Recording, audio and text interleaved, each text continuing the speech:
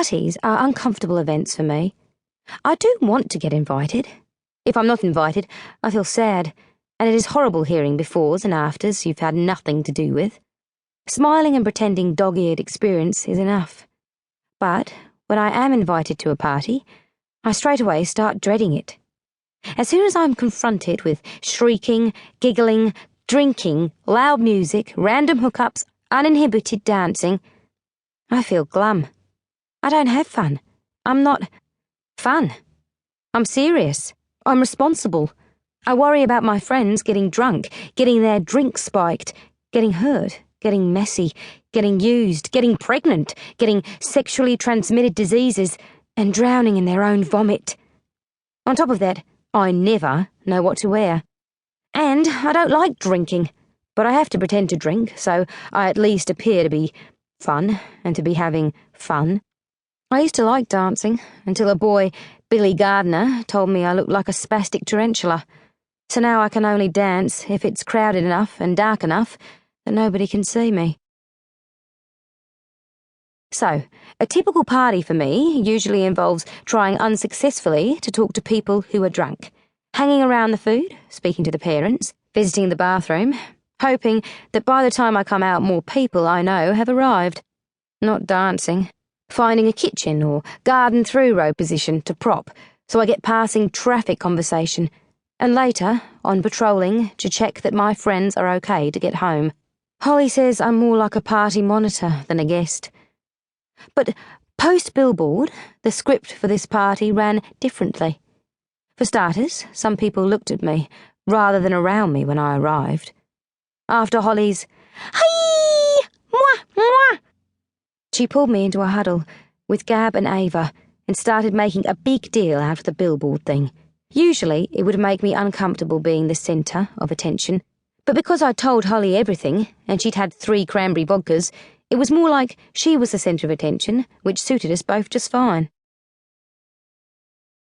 Hours later, when Ben Capaldi, apparently off his face, staggered into focal range and said, to me, "Your pulchritude defies belief," I was speechless. I may have lifted one sober eyebrow.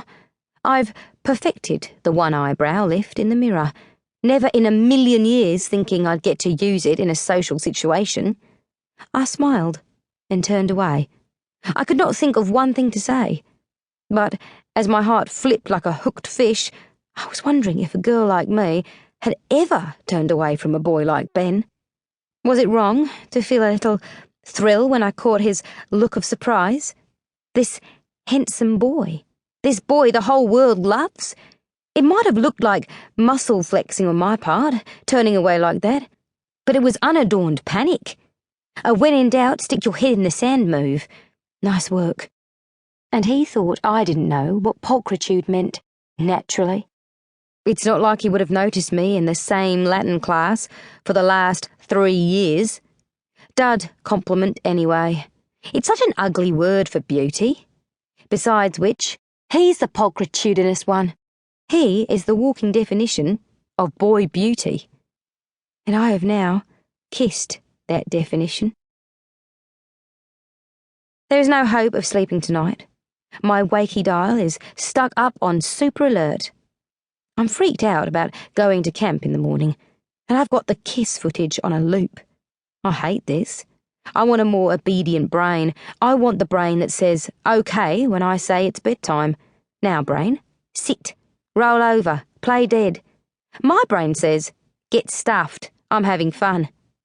Tonight, it is like one of those lab rats that can't stop going back for cocaine, even though it needs the food. Food. An excursion into the parental, worst-kept secret dark chocolate stash in the fridge is definitely warranted, with a freezing cold glass of milk. 1:47 a.m. Brain still disobeying owner. It happened. It can't have been a dream. I haven't been to sleep. How did it happen? A yelp of disbelief makes its way up from my solar plexus to the pillow I jam against my face. Holly almost certainly had something to do with it. She is the keen